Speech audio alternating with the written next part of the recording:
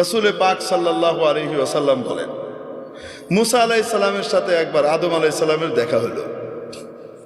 কার সাথে? কার?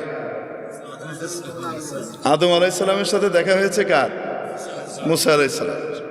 তো মুসা আলাইহিস সালাম আদম আলাইহিস সালামকে বলছেন, আব্বাজান, আল্লাহ তাআলা এত কিছু জান্নাতে আপনাদেরকে দিয়ে রাখলো, শুধু একটা গাছ এটার কাছে যেতে না করলো, এটা না খাইলে হতো না?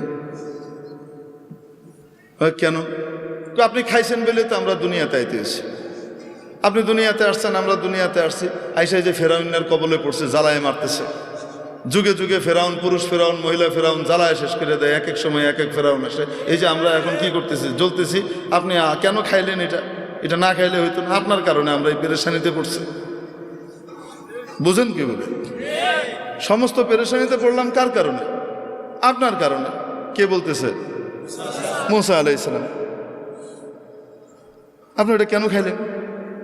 হযরত আদম আলাইহিস সালাম বলতেছেন, আমি খাইছি, তোমারে কে বলছে এই কথা? বুঝছেন? মুসা আলাইহিস সালাম হলেন, আমি বলি আপনাদের বাবার ছেলেদের মধ্যে সাধারণত 2 নম্বর ছেলে যেটা হয় মাজ্জা, এটা চেতা টাইপের হয় সাধারণত।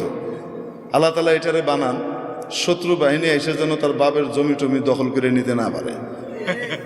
আর বড়টাকে বানান আল্লাহ তাআলা অনেক বুদ্ধিমান হয়, কিন্তু বেকুবের মতো থাকে, একটু সাদা সিধা থাকে, ওটা ঠান্ডা থাকে। আল্লাহ বানানি ঠান্ডা, কারণ সবাইকে লইয়ে চলতে হবে, তো ভাই বোনগুলোর ভিতরে যেন মিল মহব্বত রাখা যায়। সাধারণত এই বুদ্ধিটা আল্লাহ তাআলা বড়টাকে দিয়ে রাখেন। আবার কখনো এটার বিপরীত ঘটে। ঘটে কি ঘটে না? তো আদম আলাইহিস সালামের যে পোলাপাইন আছে, এরা সবাই কি সমান? হ্যাঁ, সমস্ত নবীরাই আদম আলাইহিস সালামের আওলাদ, কিন্তু আদম আলাইহিস সালামের আওলাদের ভিতরে মুসা আলাইহিস সালাম হলেন মাইজা পোলার মতো, ওই কাউরে ছেড়ে দেন। খোদ রসুল সাল্লাল্লাহু আলাইহি সাল্লাম যখন মেরাজে যান, সহিহ মুসলিমের হাদিস, যখন রসুল সাল্লাল্লাহু আলাইহি সাল্লাম কোথায় যান? মেরাজে যান। জিবরাইল আলাইহিস সালাম এক এক জায়গায় নিয়ে যাচ্ছেন। আপনারা বিরক্ত হচ্ছেন?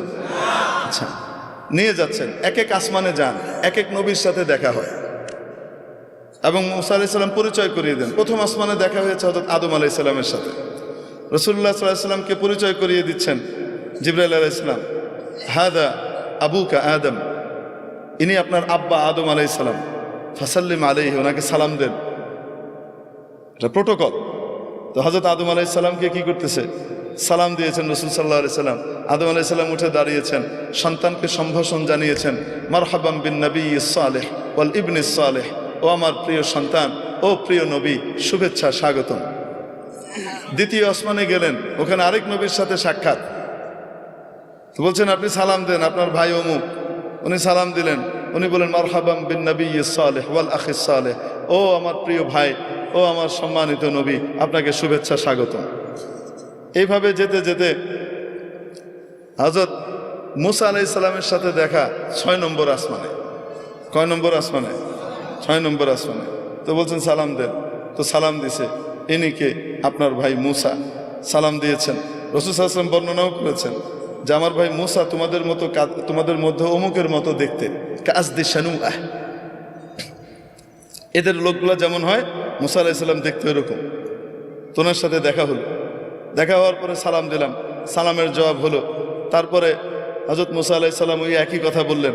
এখন রাসূল সাল্লাল্লাহু আলাইহি সাল্লাম যখন পার করে চলে যাচ্ছেন, উপরের দিকে 7ম আসমানের দিকে রওনা হচ্ছেন, তো তখন কান্নাকাটির আওয়াজ শুনতেছেন। কেঁদে কেঁদে কেউ বলতেছে, আল্লাহ, এটা কোনো ইনসাফ? আমার পরে আসছে আর আমার আগে উপরে চলে যেতেছে, এটা কোনো কথা? এটা কিসের ইনসাফ? আমি কত কষ্ট করছি এসে। তো হযরত মুসা আলাইহিস সালাম, রাসূল সাল্লাল্লাহু আলাইহি ওয়াসাল্লাম জিবরাইল আলাইহিস সালামকে বলতেছেন, কারণ অভিযোগ করতেছে কার উপরে? বাপরে বাপ, ভয়ঙ্কর কথা। আল্লাহরে থ্রেট দিচ্ছে, এটা কিসের ইনসাফ করলেন আপনি? উনি বলতেছেন, এটা কি এরকম করে কথা কি কয়? রাসূল সাল্লাল্লাহু আলাইহি ওয়াসাল্লাম ঘাবড়ে গেছেন, এইরকম করে কথা আল্লাহকে কি কয়? তো উনি বলতেছেন, হাদা আখুকা মুসা, সৌত মুসা, আপনার ভাই মুসার আওয়াজ। কি বলেন? কেউ তার রবের সাথে এইভাবে কথা বলতে পারে? উনি বলেন, রব্বুহু ইয়ারিফুহু, তার রব তার ব্যাপারে খুব ভালো জানে। এরকমই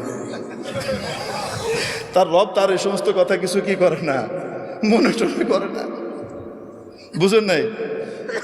তো মুসা আলাইহিস সালাম কি সাধারণ নবী? চেতা নবী। ট্রিটমেন্ট শুরু হইতো ঘুষি দিয়ে, কথা পরে আগে ফিটা। করলে কেন এরকম, বুঝেন নাই? ঘুষি একটা মারছে গেছে মিটে। ওনার ঘুষিতে যে এত পাওয়ার উনি নিজেও তো জানেন না। সুবহানাল্লাহ, আল্লাহু আকবার। তো মুসা আলাইহিস সালাম সাধারণ নবী না চেতা নবী? আল্লাহ তাআলার বড় প্রিয় নবী। আদম আলাইহিস সালামও ছেড়ে দিচ্ছে না, ধরছে বাপরে। বুঝতে পারছেন? বাবারে ধরে বলতেছে, আপনি এই জিনিসটা না খাইলে কি হইতো না? আপনি সারা জান্নাত ভর্তি জিনিস সারা জীবন খেয়ে শেষ করতে পারতেন না, ওই একটা খায়া আপনি ওনার সৃষ্টি করে আইলেন। দুনিয়াতে আসলে আমাদেরকে জ্বালা যন্ত্রণা ভোগ করতে হচ্ছে, আপনার কারণে আমাদেরকে সব দুনিয়াতে এসে পরীক্ষা দিতে হচ্ছে আর কষ্ট করতে হচ্ছে। হযরত আদম আলাইহিস সালাম তো তার রব যেহেতু ওনার বান্দার এই ভাষা সম্পর্কে বুঝে, তো বাপও তো বুঝে। তো বাপও রাগ করতেছে না, চপ বেয়াদব কোথাকার, তুই আমার লগে এভাবে কথা কস, এটা কইতেছে না। বাপ ঠান্ডা। বাপ বলতেছে, আমি এরকম করে খাইছি তাই আমাকে দুনিয়া আসতে হয়েছে, তোমরা এসো। কে বলছো তোমাকে এটা? তুমি ছিলা তো? আমি থাকি আর না থাকি তাওরাতের ভিতরে আছে। আমার কাছে যে আল্লাহ তাওরাত কিতাব নাজিল করছেন সেই কিতাবে আছে, আপনি কাম ঘটাইছেন। তারপরে আমরা আসছি। তাহলে তো আদম আলাইহিস সালাম রাগেন না।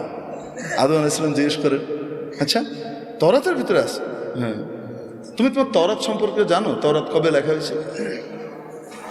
হ্যাঁ, জানবো না কেন? কবে লেখা হয়েছে?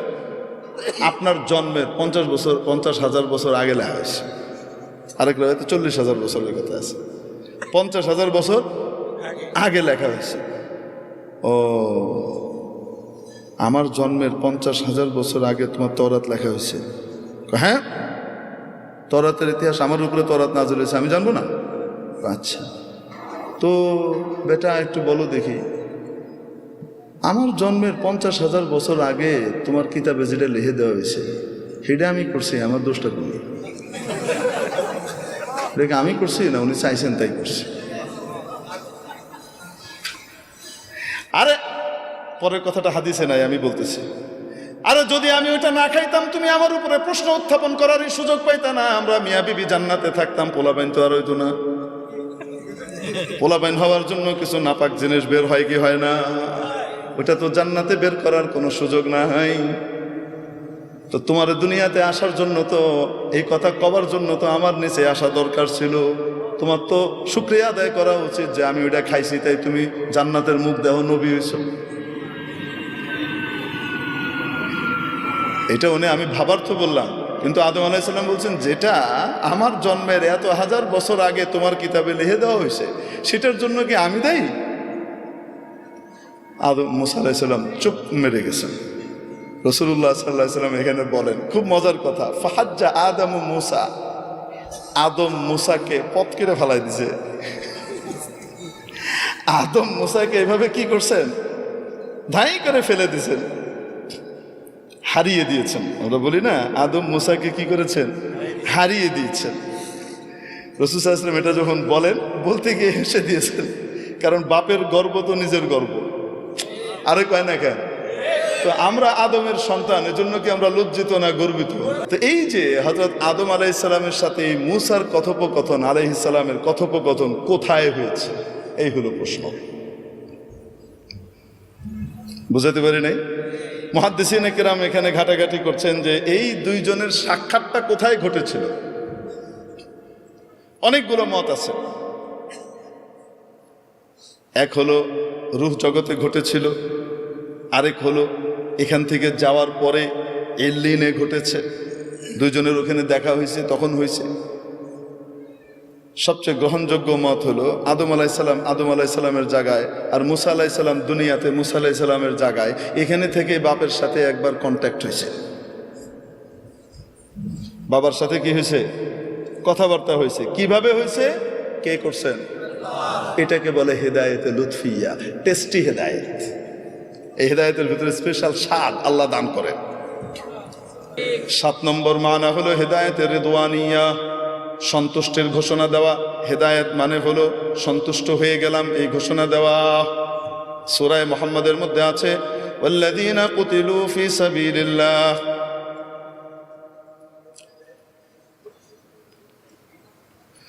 ইন্নাল্লাযীনা কুতিলু ফি সাবিলিল্লাহি ফালান ইউদিল্লা আ'মালাহুম সায়াহদিহিম ওয়া ইউসলিহু বালাহুম। নিশ্চয় যারা আল্লাহর রাস্তায় শহীদ হয়েছেন তাদের আমলকে আল্লাহ নষ্ট করবেন না, অতি সত্বর আল্লাহ তাদেরকে হেদায়েত দিবেন। তবে দুনিয়া থেকে মরে চলে গেছে, আবার হেদায়েত দিবেন মানে?